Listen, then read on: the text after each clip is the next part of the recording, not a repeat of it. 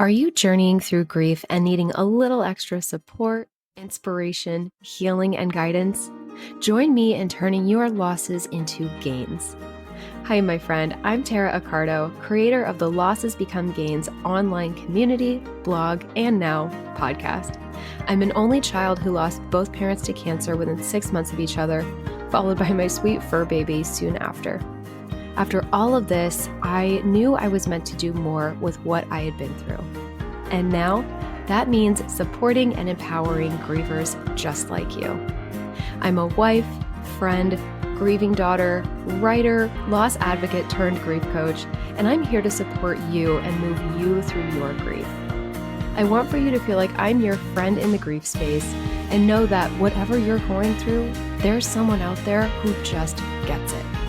Few topics are off limits here because grief and loss don't hold back either. We'll get into the nitty-gritty of what all of this means for you, some coping tools, lifestyle topics, and impactful mindset shifts to take you from just surviving to thriving after loss. So grab a cup of your favorite beverage, get comfortable, and show up with an open heart and mind. I'm so glad you're here. Hello, and welcome back to the Losses Become Gains podcast. I'm your host, Tara Accardo. And today, this is a really impactful, jam-packed episode. And I wanted to just share some thoughts on what living fully and intentionally after a loss means today.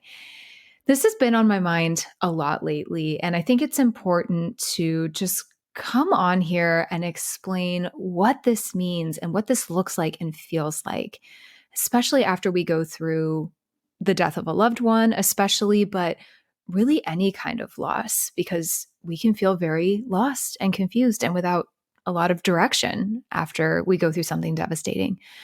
So we're getting right into it here. So your gain from this episode today is to understand some fundamentals of grief. We're going to kind of start there and why this is such a complex thing to wrap our heads around when we lose someone, especially. But we'll also transition in this episode to talking about okay, we've lost this person or people, or we've been through this divorce or whatever it is. How do we go on? How do we do this in a full, happy, intentional, beautiful way that honors both ourselves, mostly ourselves, and them? That is the premise of this whole episode. And moreover, not just how to do this, but why it's so important. The why behind anything that we do is our driving force for change and for a better life. So addressing that is equally as important as the how. How do we get there? But especially with the holidays coming up, what better time to really pause and sit and think about this, right? To ponder how we want to end this year, process everything that has happened to us this year, perhaps, and look ahead to next year. Or maybe you don't feel ready for any of that and just want the holidays to be over. I feel that too. I've been there. But if that's kind of where you are, or that's where you're leaning, just hear me out on this today and stick with me through this, because this is an insanely important mindset shift that I know is going to help you along your journey. But before we dig into how to live this full, incredible, vibrant life after loss that I'm always going on about, I think it's important to first address how we as humans process grief for a moment. And this is going to be pretty high level, but I think this is important to say, because to be able to even see and feel and experience and live this amazing life that we have ahead of us after loss, we have to comprehend what we've been through a little bit and give ourselves permission to do that. And when I first started educating myself on how the brain grieves, so not just my emotions, not just what I was feeling, but literally what is scientifically going on in our brain when a loss occurs, it was kind of life-changing. It helped me to understand a lot of things, but really just how we are attached to the thing or the person that we've lost, why we grieve it the way that we do, why it's difficult to accept and understand. And again, I always use accept very loosely here, but just coming to some resignation of like, okay, this loss has happened to me, and why it can take so much time to feel like we can move forward. Do any of those things resonate with you a little bit? So, grief is an especially painful problem for the brain to solve. So, again, let's focus on the brain here for a moment. When you experience a loss, your brain now has to learn to live in a world with the absence of someone or something, maybe a relationship, a friendship, whatever, that you loved so deeply. Someone or something that is or was so ingrained in your understanding and your experiences in this world. And we all have sort of a brain map, is what you could kind of call it, that we all live with. And when someone we love dies, let's just use a death as an example. When someone we love dies, or when we go through any kind of loss, especially a very sudden one, we need to get used to it. That loss, it messes up our brain map quite significantly. And when this happens, the brain is trying to piece it all together for you. It means that for your brain, your loved one is simultaneously gone, but also kind of like everlasting in the fibers of our brain. And you're sort of walking through two worlds at the same time. Can you relate to feeling that way at all? I know when that was first explained to me, I was like, oh my gosh, that's exactly how this feels. And that brain map that I just mentioned, we use that to find our loved ones in theory. Maybe not physically, but we can actually, this is where we make these connections to the people that we love. It enables us to predict where they are and have the ability to search for them when they're gone. The problem with grief is that there's this mismatch between the virtual map that we always use to find them and our reality. This reality that after they die, they can no longer be found in the dimensions of time and space as we know it. There's this situation where they're not on the map at all. And the alarm and confusion that this causes is one of the reasons that grief can really overwhelm us. We kind of go into this panic mode because our brain is like experiencing two different things here. But the brain is a wildly sophisticated tool that is simply doing its best to catch up with the grief that you're feeling, with this new reality. But it has to relearn some things. We have to give it time to get there. And we have to give ourselves grace because we're each unique and there's really no time frame on this. Often it's very gradual. And I say it all the time, it ebbs and flows. We might be doing okay for a period of time, and then we might get triggered by something or a big life event happens and it all comes to the surface once again. It's like having the same routine each day. We get used to that. But then almost on a dime, it's completely upended. Like that would throw any of us off, right? So after a loss, this realization that we're having, like, oh my God, my loved one is no longer waking up next to me in bed every morning, or whatever this looks like for you, that happens over and over and over again, right? And our brain is now relearning this new routine, these new patterns. This is grief. It's these countless small realizations that the brain has to process. And this truth that we're experiencing over and over and over again, which is very painful, that can bring a fresh wave of grief constantly. So I know that was a bit of a sciencey lesson there for a second, but I think it's important to set us up for what we're ultimately talking about today, because so often in grief support, the psychological side, like, I mean, maybe unless you're in therapy or counseling, I don't know admittedly in detail what that might look like, but at least in the grief space, and it's certainly what I see on social media and things, like that's not talked about a lot, at least not enough from what I've seen out there. But these are the types of things that absolutely changed the way I view my grief, because it gave me permission to understand those darker days. It gave me permission to know that there was more going on beyond the surface that I perhaps wasn't even aware of, and that this shock and disturbance I was feeling associated with the deaths of my parents and dog were actually way more complex than I gave my body and mind credit for. that this needed to be felt and coped with. I couldn't ignore it because it was my brain physically trying to relearn and rewire itself. It's actually a really incredible process, but bottom line, we have to allow it to do that. We have to give our grief time because our brain has to do its thing, and that takes a hot minute. So I want you to remember here, your body carries wisdom that your mind does not. So just because you might not feel ready, either your mind just isn't there, or maybe like you literally feel this in your body, you're just like, I am not ready, or that's what we're telling ourselves. Just because you might feel like you'll never be the same, and to some extent, that's absolutely correct. You will never really be the same person after going through loss, right? It's not necessarily a bad thing, though. And that also doesn't mean that happiness and joy and fulfillment aren't out there for you and that these things won't get better. It's actually quite the opposite. And I hope everything I've just explained at a very high level, you've realized that we can actively choose to live in states of sadness, overwhelm, anxiety, stress, suffering. We might not think it's a choice at the time. And you know what? Early on, it might not be. But eventually, when it's not properly dealt with and coped with or ignored, that is ultimately a choice. And for me personally, there came a point in my journey around a year and a half after my dad died that I really realized this in a big way. And I was kind of like my own first student here. The people I coach now, I used to be where they are, right? Navigating parent loss and pet loss. And that recovery period, if you will, again, I use that term loosely as well.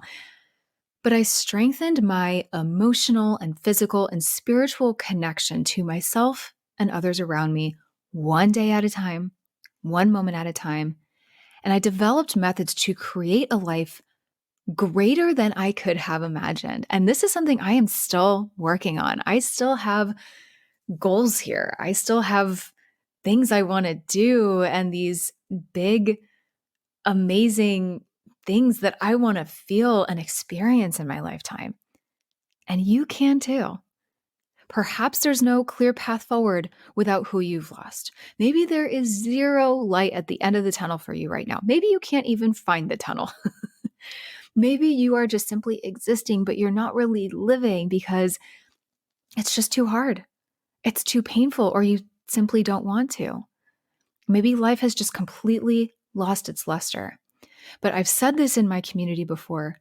You have a responsibility to live your life as meaningfully and as intentionally as possible after loss. And my true joy and my purpose in life that I have come to realize is helping you get there. But you need to want that too. And you have to want that really intentionally. And I love that word for that reason. That's like my word of the year this year is intentional and intentionality. To see that value that this mindset can bring to your life, and not just bring it to your life, but it can change your life. So to bring this full circle and back to how I define living fully and happily and intentionally, you might be like, okay, Tara, what does that really look like? What does that really mean? It really comes down to living our truest, most authentic, joyful, content, complete self with your grief as your ally instead of your enemy. That's how I personally see it. But I would actually love for you to take a moment and actually define what that means for you too. Maybe even journal about this for a moment. What do you envision for yourself? How do you see the rest of your life playing out?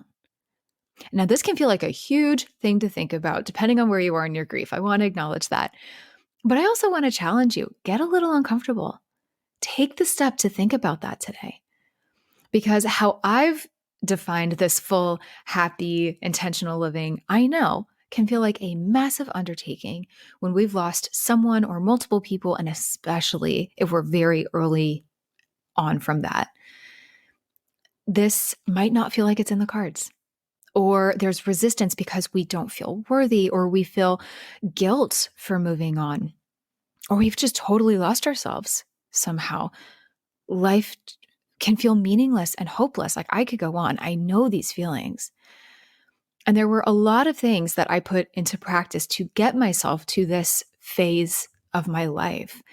Because I can confidently tell you, I am there. I wasn't always there though. And that's just what I want to encourage you today, that it is so possible for you. And I have my grief moments, as we all do, as we all always will. But someone asked me recently, and this was a really enlightening question. They asked, how are you really doing with your grief right now? And it actually caught me off guard, I'll be honest. And I actually felt a touch of guilt at first because my gut reaction, my intuition was like, I am doing really, really freaking well.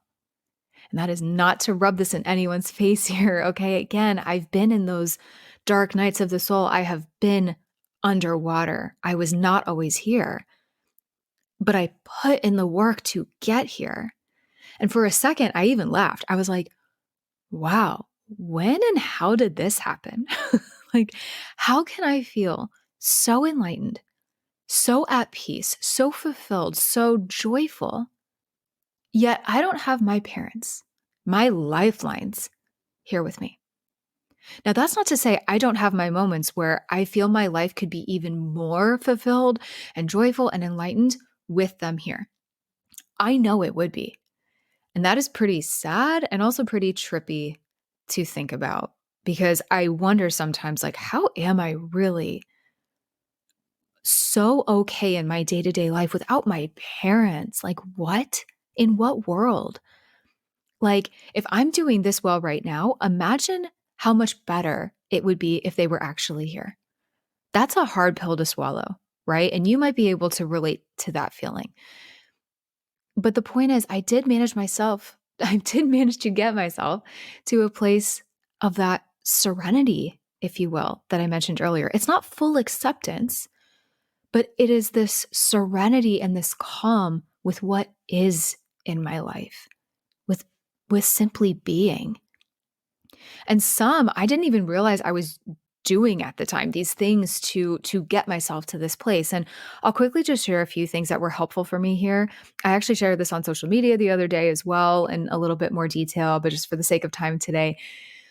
But to become the person that we want to become, we have to intentionally act like the person we want to become.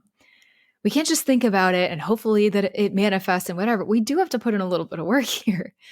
So I wanted to become a grateful, self-aware, fulfilled, magnetic, happy person in my grief, with my grief. That's what I wanted for myself. And this can look different for everyone. So again, I encourage you, think about what this really looks like for you. One thing I did is I self-reflected. I self-reflected big time. I asked myself some hard questions, kind of like what I was alluding to earlier. What do I really want my life to look like now? What is really calling me? What work do I really want to be doing? And it's not about like just the job, just like what feeds my soul? Questions like that. I got creative. And remember, creativity is so much more than just what we do. It's mental. It goes so much deeper. It's who you are. It's the essence of who you are. And I want to remind you, you are creative. You are the creator or the creatrix of your own life and your own story. So think about this for a second and maybe even write a couple things down. What could you create? How could you tap into this side of yourself and get to know this new version of you? Because like we said earlier, grief and loss, it does and it will change you. But it doesn't always have to be for the worst, right? We can make a choice of what road we want to go down. I got creative. I created Losses Become Gains. I started this blog. I started this podcast, all the things. I created a journal. I mean, when I tapped into it and I allowed myself to do that, it came spewing out of me. So think about what this might look like for you. Other things I did, I moved my body. I take daily walks like it's my day job. It's something I proudly got from my mom, I would say. But, you know, the physical and mental benefits, especially as we're grieving, and we don't feel like leaving the couch are massive. So I want to acknowledge that. So I just want you to think about this. Are you moving enough? Are you getting the juices going and the chi flowing throughout your mind and your body? What are you nourishing yourself with? Is it serving you and your highest, healthiest self? Another thing I did is I opened my throat chakra. I learned a lot about the chakras this year. I was familiar with what they are. Now I'm really digging into it. But, for me, as much as I love blogging and I will always be a writer at heart, it's where I started Losses Become Gains. But my throat chakra was screaming at me for a place to thrive. And podcasting was the way that I did this. And podcasting has given me such life, you guys, such purpose. It has helped me tap into even more creativity. It has connected with me with the most incredible people. It is super fun. I love doing this. So again, I challenge you, get in touch with your body. What feels good to you? And feel out any blockages and ways to release these things that maybe aren't feeling good to you right now. There's plenty of help out there too with people that can help you do this if you're kind of not sure where to start, myself included. But it's so empowering when we do this. Another thing that also really nourished my mind and body was that I meditated. And I just want to quickly say here, remember, meditation isn't about turning off your mind. That's a huge misconception with meditation. It's one that I definitely thought was the point when I first started.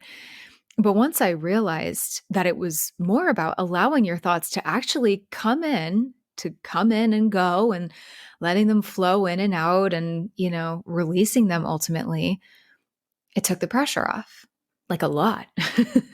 And now I do it almost every day. And it is so healing. Lastly, just to finish up this list of a few things that I did to kind of kickstart my healing journey, I self-educated. I will be very transparent. I have never invested more in my own healing and my own self-growth and development in my entire life than I have in this past year. And I'm talking like outside of college here, okay?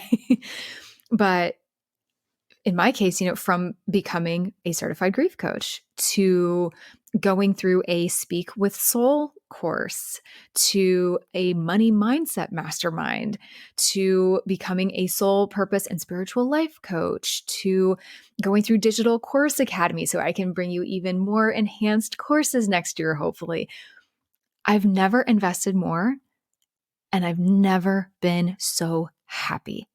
I have never felt so alive. I have never felt more inspired to learn and to grow and see what I could do with all of this, but doing it on and in my own way, right? Like I take in all of this information I get around me, but ultimately I'm listening to my own gut and intuition when I implement these things. And I have never felt more in touch with what I am meant to be doing here with my time and energy and soul in this lifetime. That has come about because of all of the things that I just mentioned at a very high level again, and an incredible number of really small, significant nuances in between. But no one forced me to do any of that. I want to make that clear. No one forced me to take the money out of my pocket or enter my credit card information to pay and invest in these things. Because for me, it wasn't even about the money. I knew the money would come. I knew I would figure out the money. I did it because it was about the transformation that I knew was possible and I didn't want to miss out on it. Like I almost had like a little bit of FOMO on some of these things that I've invested in. My why was too important to ignore.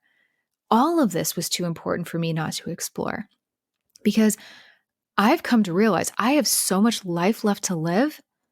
And I know that and I feel that deeply. That came about because I listened to myself. That came about because I took a step back from my grief and I looked at my life and I realized a change needed to be made.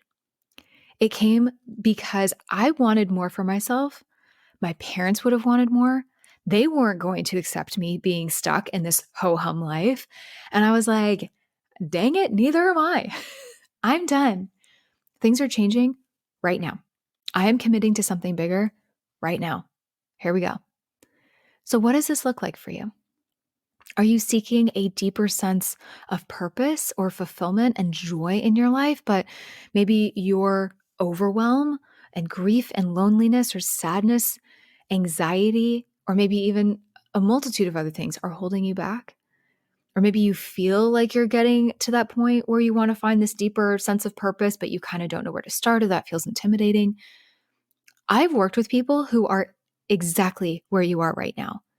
And now they are living their life in abundance and alignment.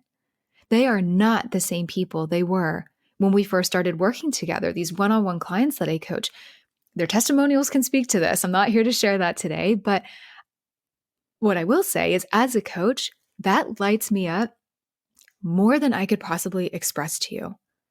That is the point of all of this. The finality of a death and all that encompasses is heavy. It is hard to understand, yet it is so part of the human experience, yet so ignored still in our society. When I was in my 2 years of hell, as I like to call it, around the time my parents were, when their health was worsening, and then my dog died and all of these things, there were essentially 4 deaths that I had to try and comprehend: my dog, my mom, my dad, and my parents as a unit together. And actually almost like a 5th death, because then there was like the 3 of us, almost like the 4 of us really, as a family unit together. And that all being gone from my life. And there were countless little deaths on top of that. Loss of self and my identity, loss of myself as a daughter. I went through a breakup just weeks before my dad died, so I had to grapple with that too. And this was somebody, now ironically, this was my husband, but at the time, that was like, he basically said to me, like, I don't see you as the person that I'm going to spend the rest of my life with, which I know is so ironic given the fact that we're married and now having a baby. But this is like the impact that loss and grief can have on our lives, right? It took the joy, it took everything I had from my relationship. I had to grieve that. A loss of belonging, extreme loneliness, and even though some of that was admittedly self-inflicted, but also a loss of guidance and direction that I would have gotten from my parents, loss of my entire future without them, loss of relationships, again, my romantic relationship, but also I think it's important to recognize like how we're able to relate to some people. We might lose some friends in this process, right? So think about how this looks for you. But like for me, I was mourning all of it. And these are just a few examples here. So, can you relate to any of this? Is there anything else coming up for you? I want to encourage you, think about how this looks in your life too. How many big, prominent deaths, and again, a death can be a divorce, a death can come in many different forms. I don't necessarily mean the death of a loved one here.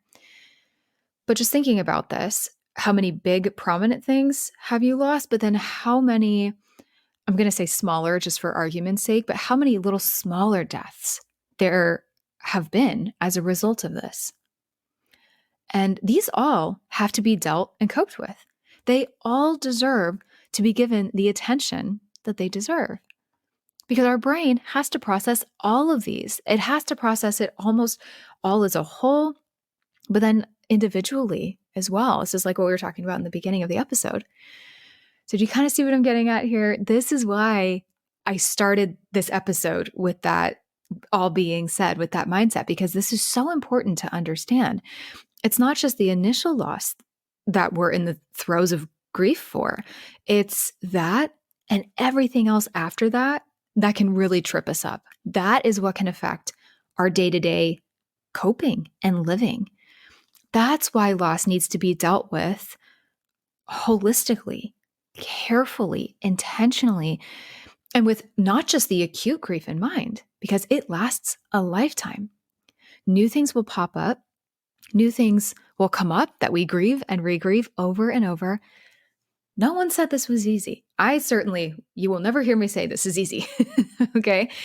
It's a process. But hear me now and come back to me if you're distracted. This is important. It's a process, and it is the most important transformation and process of your entire life. But do this well, and you will open doors and windows and skylights to the heavens for yourself that you did not even know existed. You will untap more than you could have possibly even meant to. And I know this because I have done the work and that has happened. And this is not to say it happened to me, so it can happen to you. I'm just saying I myself am living proof of this. The people I help, some clients, other groups, I know this has worked because we believe in it. And I continue to do the work. I continue to show up. I continue to educate myself and work on my healing and guide myself and others. And we can ultimately learn to guide ourselves too. We can all kind of unofficially become our own little grief coaches here, because I might not always be in your ear to tell you these things, right? Like on a day-to-day basis, we have to really help ourselves out of this hole that we find ourselves in. My clients, they continue to show up and do that. We're all in this together because we understand the importance. We show up, we take those baby steps, we put the work in little by little, and we uplift those around us, and we do the damn thing, period. So if you are still not convinced that you need to discover a more full, happy, intentional life, or maybe you're feeling resistance or have limiting beliefs gnawing at you, let me ask you some very important questions here. What is it worth to you to stay stuck where you are? What is it worth to you to stay stuck in your grief? To be miserable, unfulfilled, lost, confused, overwhelmed, unsupported, just okay. What is a just okay life anyway? Who wants that? That doesn't sound fun. That can't possibly light any of us up. Yeah, I'm okay. Who was actually content with just an okay life? I sure hope it's not you, my friend, because you are capable and you are meant for so much more than that. And what if you continued not to do anything differently? What if you didn't take action? Where would you be in a month, in 6 months, a year, 5 years, 10 years? Where would you be in those timeframes if you didn't do anything differently? But then also think about it on the other side of the coin. Where would you be if you did take action and do something different? I hope that feels amazing to you. I hope just in asking that question in those two different ways, something came alive in you a little bit. I want you to show up for yourself and trust the process. Trust the transformation and relish in this opportunity. See it as a sign from your loved ones right now, however this resonates with you. Maybe this podcast episode came at the perfect time. Who knows? But staying in the same place is staying stagnant, and stagnant will never heal you. And again, it's not to be healed as if there's a timeline and that there's an ending to our healing journey. This is constant. But it's like the stagnant energy in the body. We have to move it around and ultimately out. So let's say you're waiting to get help or waiting to self-educate and explore all outlets like I did. But, whether it be a course or a mastermind, whatever it is, why are you waiting? If you find yourself waiting, why? Is it because there's maybe some uncertainty? Maybe you're afraid of the pain that you might feel? Or maybe you're just like, no, this is going to be painful. I don't want to rip off this Band-Aid. I don't want to go there. But notice I said pain that you might feel, because you don't know what's going to come up for you. It could surprise you. If it's pain, sure, there could absolutely be some pain. But what if there's joy for the first time in a long time? What if it's progress and hope and all of these unbelievable aha moments beyond your wildest dreams. That takes risk. That takes some brave steps. But let me tell you something. The quality of your life is determined by the amount of uncertainty that you are willing to step into. You have to expand your mind and energy and get uncomfortable. But I promise you, you will feel so much, I can literally feel this right now, you guys. You feel so much bigger and lighter. And if you're watching this on YouTube, I'm actually like opening my chest up here a little more because I'm already just saying this, feeling that expansion. You're probably already uncomfortable in your grief to some extent, right? How could it really get worse? How could it actually get worse in not getting help and exploring some new avenues? I want you to get comfortable with being uncomfortable because that equals change. And there is peace and power on the other side of making that decision, making a decision to give this potential transformation, not potential transformation. I'm going to go out on a limb here and say you will feel this transformation when you choose this new life ahead of you. And you choose to say a big hell yes to this and tell the universe, show me how good it can get. Seriously, I want you to open your arms. Again, I'm doing this on video here. Open your arms. Take a deep breath. Close your eyes if you want to, and ask for it. Put it out there. Show me how good it can get. What if you could be the happiest you'll ever get after losing someone you love? What if that is actually possible for you? What is that worth to you? And remember, it's not about getting over it. It's not about moving on. It's about moving forward. It's about growing around your grief and giving yourself grace as you do that and as you figure it all out, because that is exactly what this is. We're all just sitting here in our grief trying to figure out this freaking life. We're all really in the same boat in our own different ways. It's acknowledging that your loss is always going to be with you. But we can sit back and say, hello, old friend. Hey, grief. What's up? We're going to take some different steps now. Okay? We're going to do some things differently. And here we are, looking ahead, and we're going to take this first step now. We can't white knuckle and force our healing to happen. We can't be desperate to heal and desperate to move forward, because then we miss the most important steps to get there. If you are feeling this desperate energy and you're putting this desperate energy out there, we need to get rid of that and just be. Just be with yourself and your grief. To believe that as we're doing this, what is meant for you will find you. Again, maybe this episode is it. Maybe this is a catalyst into something bigger for you. I hope it is. I truly do.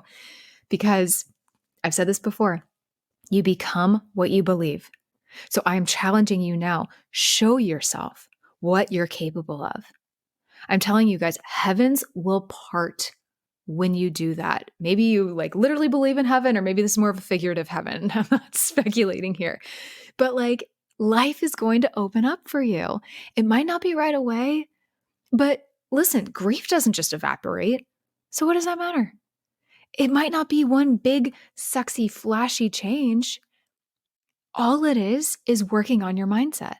It happens in the micro moments, not the macro moments. So all the more reason not to put pressure on ourselves here. Let's enjoy this process. That is where the aha moments come in, because we're giving them space to come to us. That's where the change and this phenomenal, otherworldly transformation can happen. And to live an intentional life after loss, we have to choose to make some waves. We have to do some big things and some small, meaningful things. We have to take some brave steps. We have to get out of our comfort zone, as I've been saying, out of the dis-ease, out of the familiar, and do something different. Many people stay stuck. Many people relish in the stuck. They have no belief in any of this progress or process or anything working, and they make excuses. But let me tell you, positive change, and I know this because I've been there, you guys, I feel so adamant about this. Positive change will never truly come if we live in this low vibrational, low frequency, lower brain thinking. Grief is a process, and it's often one that we feel like we have to do alone, or we even put ourselves in that position when we know there is help out there. Hi, that was me. I am like guilty number one of this. Why do we do this? Because we tell ourselves it's not for us. It won't work. It's not in the budget. It's not the right time, whatever it is. But let me remind you, for probably the second or third time today, grief is for life. For life. Why would you put your mental health and your physical health and your general health on the back burner? Why give into the overwhelm and the excuses and the it's not the right time? Let me ask you, when is it ever really going to be a good time? I want you to know, I want to remind you again that you are the creator of your most vibrant, intentional, meaningful life. Myself, this podcast, me in this community, other resources surrounding you, we are just a conduit to help you get there. But this is your grief, and you are now the keeper of this incredible power of taking this next step in your life and creating something extraordinary with it. Really sit and think about that for a second. How incredible is that? What a gift that is amongst such devastation and chaos and loss and darkness, right? I want you to feel empowered right now. I want you to see and believe in that light with every fiber of your being. But I also want you to feel like you have people around you who see you, who hear you, who understand you, and can validate some of the things that you might be going through right now. There is little in our grief that we need more than that. Truly. And I say that because I've been there. There are often people that I am surrounded with. I have wonderful friends and family, but I never felt so seen and validated than I have with various Facebook groups that I've joined or various communities, or literally you guys just on Instagram and starting Losses Become Gains and putting my story out there and having people just comment or DM me or email me or whatever. And they're like, thank you so much for saying that. Or, oh my gosh, I resonate with this so much. And then they tell their story and we find our people, we find our tribe. I mentioned briefly that in addition to grief coaching, I'm also a spiritual life coach, a soul purpose coach, kind of whatever you want to call it. But in that certification, we have not only coaching pods on a weekly basis, but we have groups that we work with and support groups and those that we resonate with. You know, some of us just might be on a kind of in the same place in life or just sort of on the same wavelength. That has made this process what it is for me. That's why I use this as an example. The content is more valuable than I can describe. I have learned so much I can't even begin to tell you. But it's the sense of community and being surrounded by people who are also trying to serve and offer something incredible and beautiful to others that is by far the most inspiring part that made that investment worth it to me. So I say all this and use this as an example to say, you know, for us in our grief, who do we need? Well, we certainly don't need people telling us that, well, at least they had a good run. At least they're in a better place. At least they're with Jesus now. At least they're out of pain. At least you got to say goodbye. Not helpful. Not helpful, right? We need understanding. We need positivity. We need people who have or are walking the path that you are, who are perhaps in deep pain too, but are equally determined to live their best lives after loss. And they might not know how to get there. They might still be in a really dark place, but all they know is that they are choosing to live a better life for themselves. And that's all it is right now. Maybe that's all it looks like, but there's that willpower there. It's those who can walk this similar path to you so we can uplift each other as we do it. Those are the kind of people that we need around us. The people I've met in these certifications and these masterminds and things that I have done, that has what has really, truly changed things for me, in addition to all of the content that I've had the pleasure of absorbing in all of these things that I've done. And it's this higher brain, higher frequency, higher vibrational living that is going to change your life. I have been where you are. I know how beliefs about our grief can lead to this negative, one negative thing after another. All of these thoughts over here is chaotic. But that lower brain, lower vibrational, lower frequency thinking, y'all, that ain't it. That is not what we're here for. I'm not saying that's a bad thing. I'm not saying that that's not going to come up in our grief. Of course it is. And we have to acknowledge that. And we have to give that this space and time that it deserves too. But long term, especially, I also know how that doesn't serve us. I know how living in that state is so detrimental, and how detrimental that can be on our psyche, especially if we're going through it alone, or we simply are not surrounded by the most positive influences or people that uplift and inspire and motivate us. Those people might not exist in our life, or they might not get it. They might not want it in the way that we do. There's a lot of people in my life that don't understand probably half of what I'm doing, or they're probably like, wow, she's changed a lot. Who does she think she is? Spiritual life coach. That's on them. That's not on me. I'm on my own path here. And it has opened up for me in ways I couldn't have imagined. But that was a choice. I had to want that for myself. And we have to want all of this enough to take that action. So I encourage you, go deeper. Get curious with your grief and with your life. Maybe you've really never thought about what you want, or maybe you just haven't since you've suffered whatever loss you have. One thing I want you to ponder here, this is really important, is what would it be like to go from just existing and surviving by a thread, or simply being okay with your life, to living your life, to thriving? I hope you can see the difference there. And if you don't think that's possible for you, or you're feeling whatever resistance you are, I want you to add yet to the end of that sentiment, whatever resistance you're feeling. I am not ready yet. I am not in a good mental place to do this yet. I don't know where to start yet. I am not capable yet. But I actually don't like this one very much, because you are actually so capable.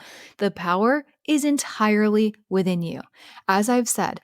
And I want you to know right now, I want you to challenge yourself right now and ask yourself, where is that belief coming from? Where is that stemming from? It's a pretty powerful question. And you might not know. That's okay. But I want to plant the seed. I want you to those limiting beliefs, they all come from somewhere, right? Another one, I'm not over it. I'm not over this person's death. I'm not over the loss. First of all, whoever said we're going to be over it? Like it's this hill we're magically climbing and getting over, and then, okay, we're all good, all hunky-dory in the world. No. So if you're like, I'm not over it, fine, I'll give you that for a second. I'm not over it yet. But again, you don't need to be over it. You'll probably never truly be over it. So just want you to get that expectation out of your head right now. My point in saying all of this is there is so much power in yet. I always like to describe myself and my life really as sort of living more one-dimensionally before I went through the loss that I did. I had a beautiful life. I still have a beautiful life, but I had beautiful parents. I had a beautiful dog. I didn't want any of that to change. Oh my God, if I could go back, I still want them here. I love that I've really discovered like what I want to do with my life. And I love this support that I can now provide people that I never would have been able to had I not gone through what I did. But point is, loss and grief, it forces you to see things differently. It adds complexity and layers to your life. There's an emptiness for sure, but there's also so much soul and depth that we can tap into that people who don't know loss or they've had a pretty chummy life so far, they do not have the ability to do that. That is a gift. Whether we want to realize that or admit that yet or not, that, my friend, is a gift. I am not saying it is a gift that our loved ones died. But what we can and should and will make of it, that is living fully and intentionally and with purpose with our pain. You have to wake up and make a choice to do that. It doesn't come easily. And it doesn't come easily to everyone, certainly. But if you are here listening to this right now, I'd venture to say that you are a person who can and has the will and determination to do so. I know that about you, especially if you've made it this far into this episode. So I want you to look inward and ask yourself, are you willing to do that? Are you willing to dig deeper and see what more life has to offer you? Because it is there. It is ready and waiting for you on a silver platter, whether you know it or not. And it's just waiting for you to open up and accept it. We can't expect it to be just thrown at us easily sometimes. We know that better than anybody if we've been through a loss, right? Life is going to make us work hard for things. But just when we think we're too lost, too far gone, too sad, too not ready, whatever the reason, that is when the magic happens. That is when things get good if we allow it to. We have to be open to that. So much of this process is within us, but so much of it, as I've mentioned, includes a community aspect and a way for us to come together and understand each other's journeys. And I'm telling you, I have learned just in my own self-education so much from other people and other people's perspectives. It's a beautiful thing. And as I was saying, you can have an amazing support system around you, generally speaking, but if it's not filled with the kind of supportive, uplifting people that you need around you, those who simply don't get it or have different viewpoints on how your grief should be handled, that's really hard, doesn't really help you, right? And when I started Losses Become Gains, it was always about the community. As I've mentioned, there's a blog, there's a podcast, there's everything I post on social media, but there is nothing that compares to the perfect balance of community and those tools and that education to serve you better.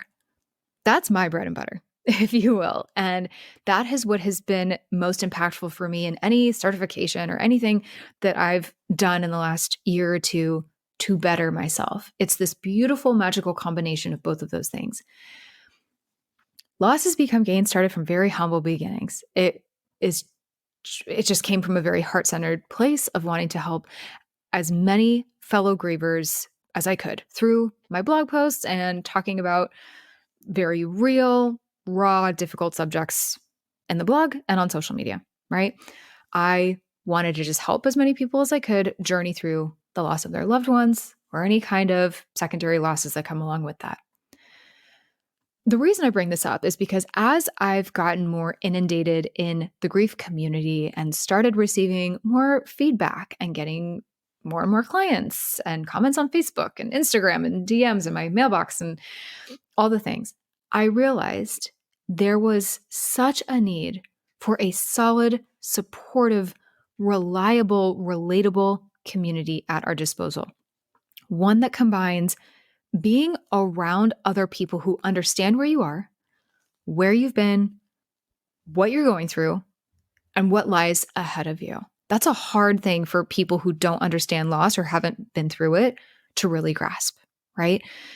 But also having some help from a grief coach in there, right? Again, to become a grief coach myself or to become a soul purpose coach, like we had guides in that program. Because let's be real, it might be helpful to have someone, it's helpful to have the community, but you got to have someone leading the charge and ushering you through this along in your journey a little bit in some capacity. And one who has not only been there and seen their own fair share of grief, I certainly have. Like I was saying, I was my own first student here, but took it a step further to actually go through the education of becoming someone who can actually coach and guide on this topic, on grief, in a really meaningful way.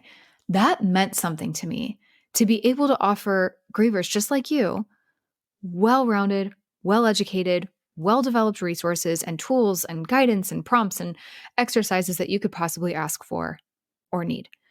But I also understand, being a griever myself, that it can be very overwhelming in the beginning. So that's important to me too. I wanted to present all of this to you in a way that isn't too overwhelming or making you feel like you are biting off more than you can chew too quickly when you might already be in a time of really intense mourning or grief. But there comes a time, and this was very true for me personally, that I didn't want to continue feeling unfulfilled in multiple aspects of my life, let alone one that didn't have my parents and my beloved dog in it, right? Like as if that was not miserable enough. I didn't want to continue choosing to put myself in a dark place. I was over it.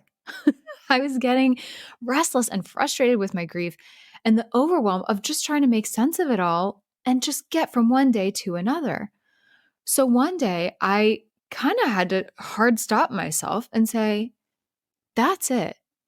No more. It's kind of this weird feeling, actually. It was like this feeling of like, okay, I sort of had to come to Jesus moment, but it was also very gradual at the same time. It's really hard to explain. Maybe you can relate to that. But moral of the story, I wanted to live in a way where I could laugh again and really mean it, you know, where I'm not searching for something else because I am so confused and lost, having lost what I have. I hope that makes sense because we are often searching. We often seek and look for other things or other people to help fill the void of what we've lost, whether or not we realize we're even doing it. I wanted to take my grief into my own hands, and I wanted to live in a way that I can honor my parents, honor their memory, because that's exactly what they would want me to do, but in a way that incorporates these massive losses into my life. I finally took my foot off the gas and feeling like I needed to conform to any other person's idea of what grief and that timeline should look like. I wanted to live on my own terms, so I started living on my own terms. And I want to encourage you that you can also live your life on your own terms, even when you feel like you can't. Even when you feel like you can't. When you feel like your grief and your losses and all of the complex emotions that come along with that are the ones that are steering the ship, and then you're just completely out of control and can't see a way out of it, that can be really scary, right? I really want to acknowledge that. That is not a fun place to be. But that's the thing. When we surrender to the process a little bit and understand that it is a process and that we can live intentionally and with purpose and meaning despite any hardship or adversity that has come our way in our lifetime, or will continue to come our way in our lifetime, because this is life, it's probably going to happen, right? That is where empowerment lives. That is intentionality at its finest. That is where joy and this beautiful sense of safety live. That's my offering and invitation to you. I also want to remind you once again that you become what you believe. So I invite you to show yourself what you're capable of. We talked about this earlier. What would it look like? What is that worth to you? To go from simply living here to your most confident, healing, optimistic, joyful self. What does that person look like now?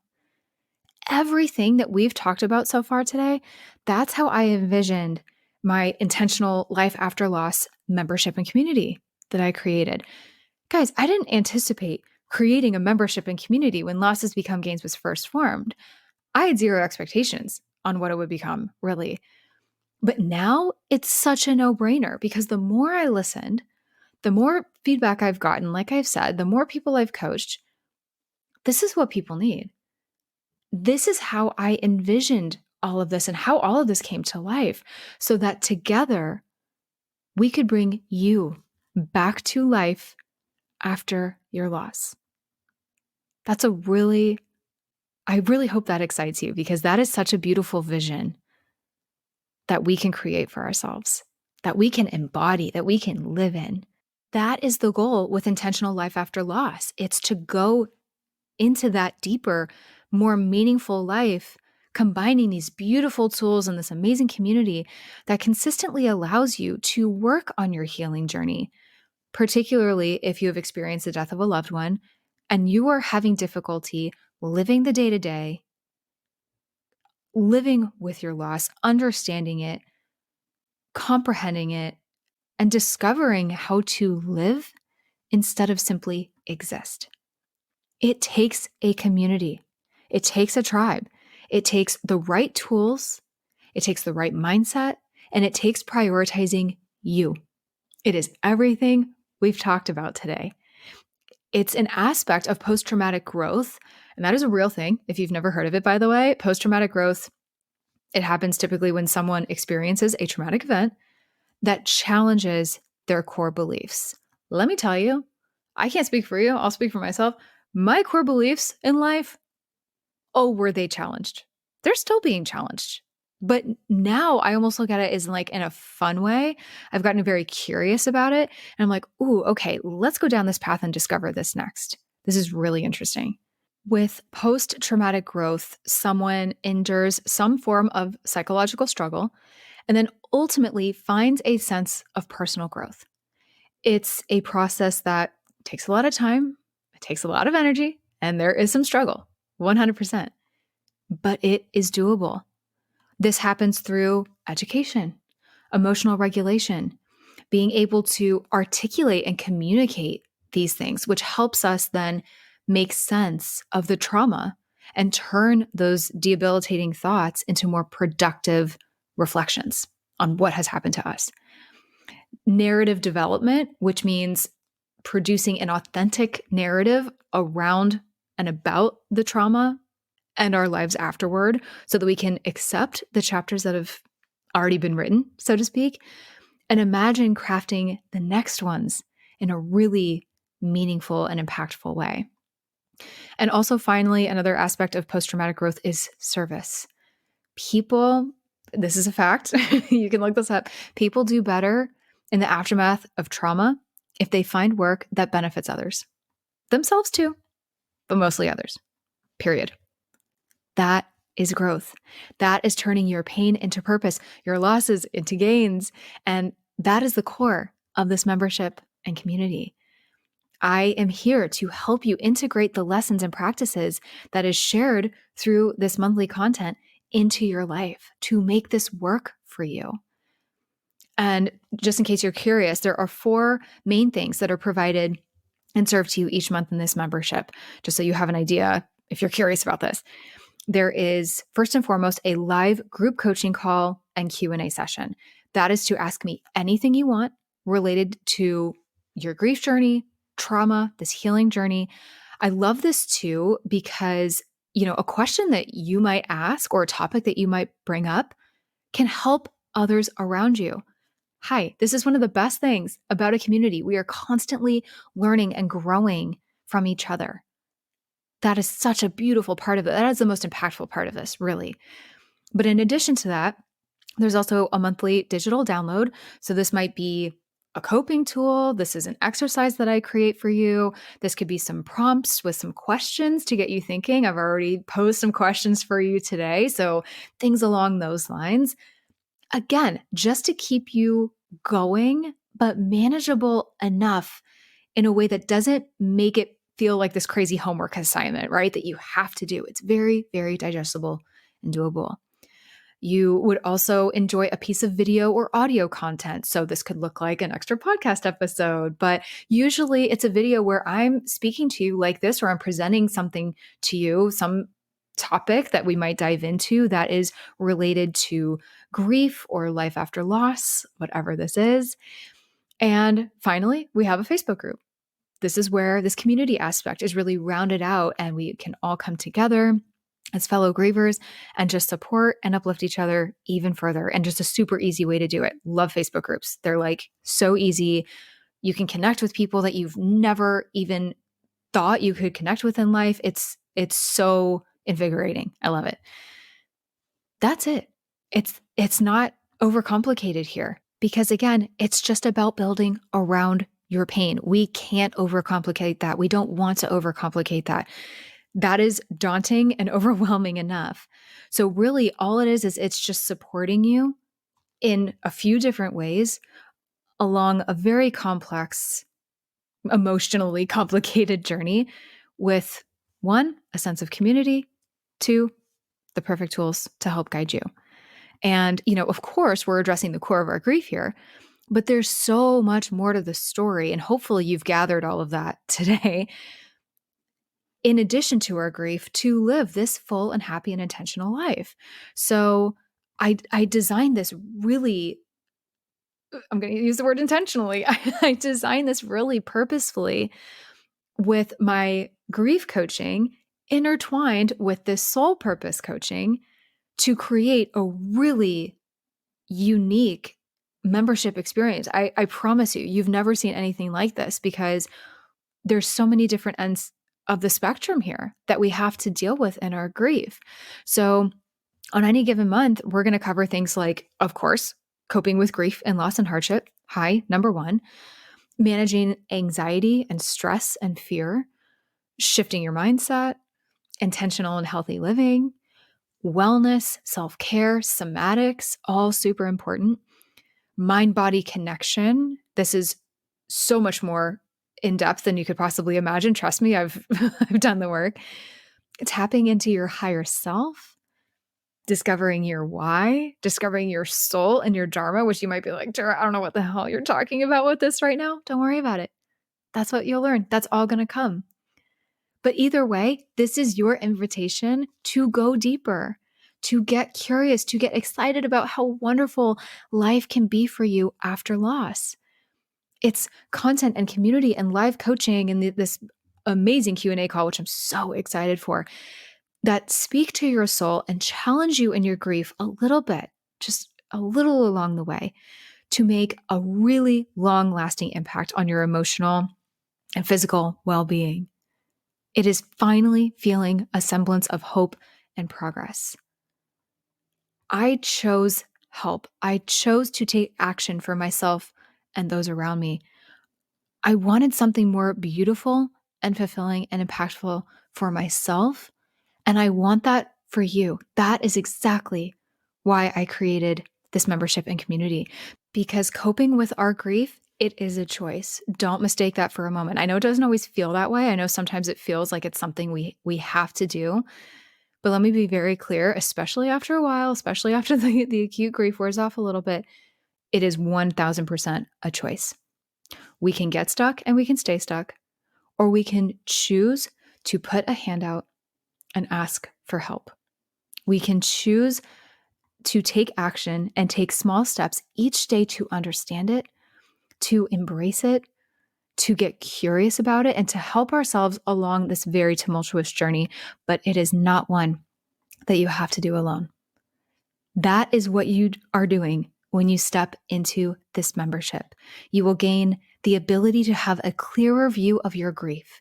You will find direction and a sense of belonging, and you are going to feel uplifted as you go through this process to live this intentional, full life. This membership is designed to take you to the next level and to find your gains from your losses once and for all, right? In a way that is impactful and educational and inspiring, and just gets the wheels turning in this very griefy brain of yours. Again, I know how you feel. Now, if you're feeling some resistance to all of this, I feel you on that too. I've been there in that part of my journey. But if you are waiting to get some help or feeling like it's not the right time, or maybe this isn't it for you, I mean, listen, if you can carve out the time to listen to this podcast or any other podcast or indulge in any other self-healing activity, you can certainly integrate this membership and all it encompasses into your life. Because again, it gives you just enough each month not to overwhelm you, but there's impact. I want you to feel the impact right away so you can truly begin healing right away in a way that is going to feel more permanent. But it requires you to step into things that you might feel uncomfortable with. Maybe investing in yourself when you haven't before. But that's a beautiful and very exciting thing. Who knows? Maybe this is what you need. So I just want to empower you to lean into that and lean into that courage and reflect and ask yourself, what would it look like to invest that time into yourself? Knowing that as you go, you're becoming a brand new, changed human being. Pretty freaking cool, right? Like that in just a matter of months from now, maybe even less, you could have a brand new life ahead of you. You could have a renewed sense of self, a renewed sense of life. What is that really worth to you? What monetary value, for example, really can you put on shifting your mindset to literally change the direction of your life? Where you won't be feeling those feelings of anxiety or overwhelm either at all, or it will lessen significantly because you'll be living more peacefully and fully. And what if I can help solve that for you? I would be honored to do that for you.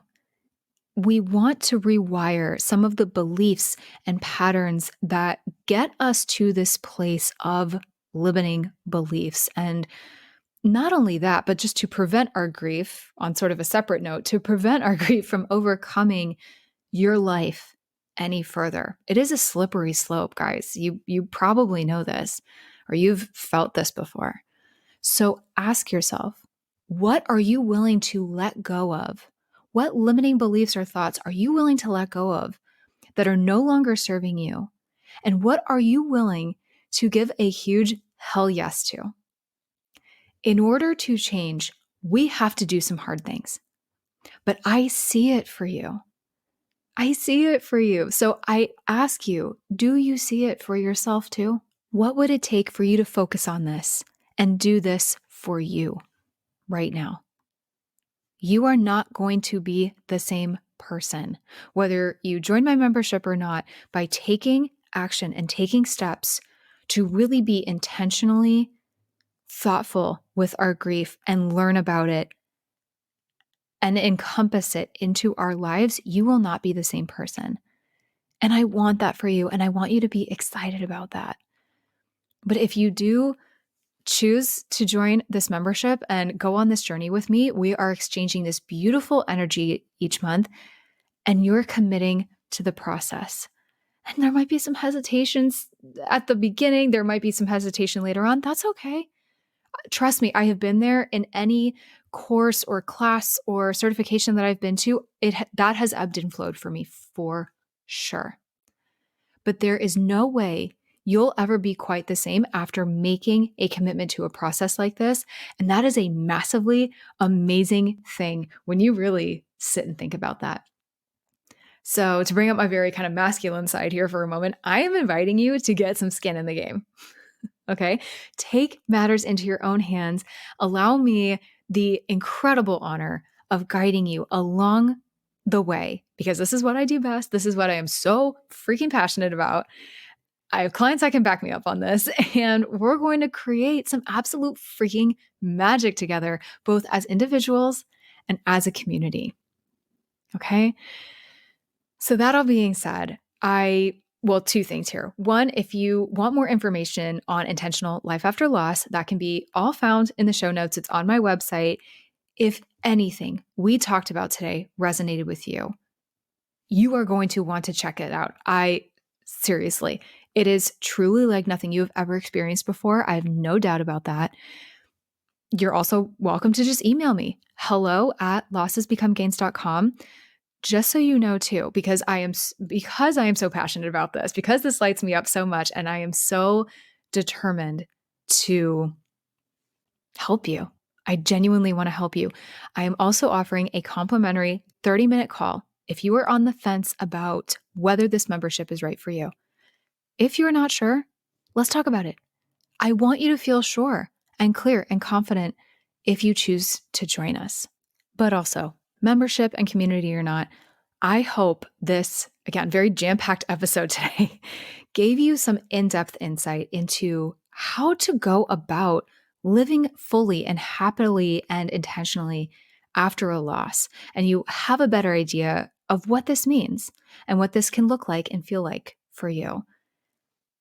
I have to remind you again, you are so beyond capable of it. You are capable of big, life-changing, beautiful things. And however I can help you get there, that's my job. That is what lights me up. That is what brings me joy. And I never thought any of this would be possible, truly, after the darkness that I've been through. So if nothing else today, I hope this planted some seeds in you. And I am just sending you a massive hug and lots of amazing energy today. And to close it all out, as always, thank you so much for hanging out with me today. And I will see you in the next episode. I am sending you a huge thank you for tuning into today's episode, my friend. I'm so grateful you're here and for the steps that you're taking to heal your heart, open your mind, fulfill your soul, to learn, grow, and evolve, and move through this crazy thing called life in big, beautiful, impactful ways. Visit lossesbecomegains.com for my blog and for more coping tools. And be sure you're following along on Instagram and Facebook at Losses Become Gains Podcast. I love seeing new faces, meeting new people, hearing your story, and supporting you however I can. And remember to always keep asking yourself, how will I turn my losses into gains today? I'll catch you in the next episode.